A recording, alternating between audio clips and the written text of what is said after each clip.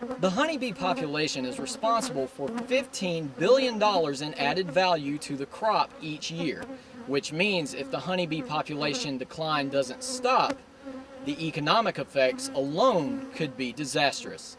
Many new products on the market, like alcoholic energy drinks, are making it much easier for underage drinkers because, quite frankly, at first glance, you can't really spot the difference. The exhibit allows children to live the fairy tale, whether they climb Jack's beanstalk or take a ride in Cinderella's famous pumpkin carriage. Whoa! Getting a little bumpy.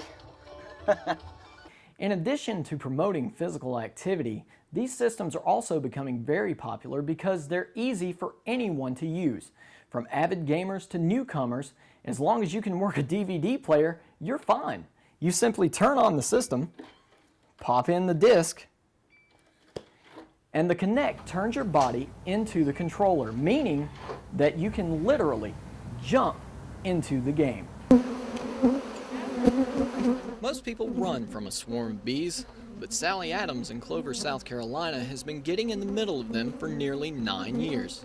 We just got excited over bees. We caught the fever. That's it. You know, it was like a fever. We had to have more hives and make more honey, and it was great. And we loved it. We loved every part of it. Mama Beehive Honey Farm depends on the hives to make products like honey and beeswax. But the honeybee has a much greater purpose few realize. Honeybees, as amazingly as it sounds, that little tiny insect is critically important for our survival because they pollinate the crops. In South Carolina, honeybees help produce $25 million in fruits and vegetables.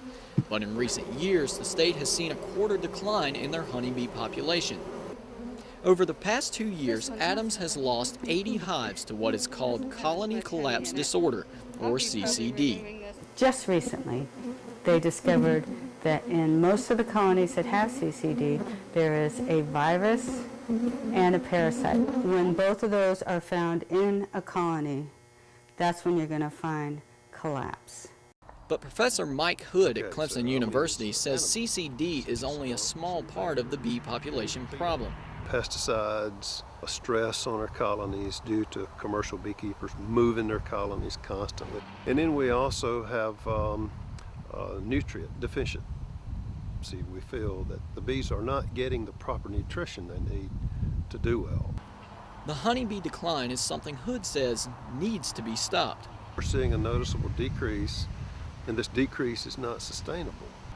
If we continue to decline in our bee population, we're not going to simply have enough food, or we're going to have much less food that is produced in the U.S. The honeybee population is responsible for $15 billion in added value to the crop each year, which means if the honeybee population decline doesn't stop, the economic effects alone could be disastrous. Keepers like Adams hope a solution can be found soon so that she and her hives can stay as busy as a bee. Justin Pryor, Carolina News. Not much brood here. A lot of bees, though. A B-25 bomber sitting at Owens Airfield lets passers step back in time. The bomber right now is a World War II piece of history, and we've restored it to look as if it was a Doolittle Raiders bomber. It has been the centerpiece for several of the Raiders' reunions in Columbia and even has their names painted under the cockpit in their honor. But the Celebrate Freedom Foundation now feels the plane is going to waste just sitting here at Owens Airfield. It makes no sense to let it sit here and rot. So we're looking for anybody and everybody to come up with a suggestion as to what we can do with this aircraft and save it for education purposes. Russell hopes to find a museum or other party that can buy the plane and restore it to its original glory. Built back in 1942, this B-25 spent 40 years at the bottom of Lake Greenwood. She has low miles and new tires, but she still needs a lot of work before she can return to active duty. It received a partial restoration after being salvaged in 1983, but time is a war this bomber is constantly fighting. The reason we want to try and pass it on is that it's deteriorating. It's made out of aluminum. It doesn't rust, but aluminum corrodes. There's just thousands of holes in the fuselage where it's just corroded to next to nothing. Russell believes that the right buyer could preserve this plane so it can continue to serve its country for years to come. I'm Justin Pryor, Carolina News. Once upon a time at the Adventure Museum, children and parents stepped into a world of fairy tales. Right, Owen, what'd you like best? What'd you like, Owen? I like the wolf. Wolves, giants, and princesses are all part of the new exhibit. Our Once Upon a Time exhibit, which is a traveling exhibit from the St. Louis Children's Museum. I think the exhibit is very interactive, like Jack and the Beanstalk found that. He loved climbing up the, both of them loved climbing up the beanstalk there and then coming down. 8 fairy tales from around the world show kids the cultural significance of fairy tales. But that's not all.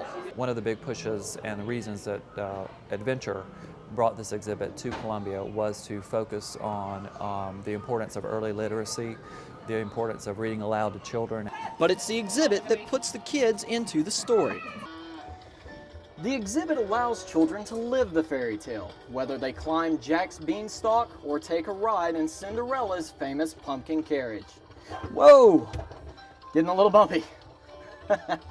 My daughter loves the exhibit. She's into the princesses, so she pretty much could live over at Cinderella's carriage and sweep the hearth and all of that. That's kind of her favorite story. But the kids aren't the only ones who enjoy the experience. Really good. Big kids, little kids, moms and dads and granddads and grandmoms too. Once Upon a Time is a great time for parents and kids to get together and relive the magic of fairy tales. I'm Justin Pryor, Carolina News. It's very